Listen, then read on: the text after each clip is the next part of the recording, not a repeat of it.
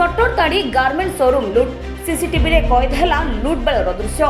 थाना ठारू मात्र कई हाथ दूर में घटी एभली घटना। एने मधुपाटना थाना रे एतला दि जाइछि।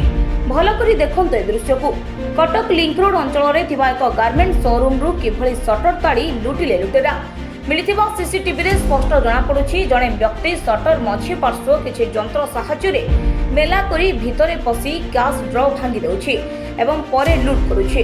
तेबे एभली घटना ई अंचल रे ठीक वर्षे तळे एक मोबाइल शोरूम रे घटिथिला। आउ सेही घटना रे पुलिस ए जाय लुटेरा को धरि पारि नथवा बळे एबे पुणी थरे एभली एक लुट एबे पुलिस रो चिंता बढ़ाइछि। ब्यूरो रिपोर्ट बिप्लबी परिक्रमा।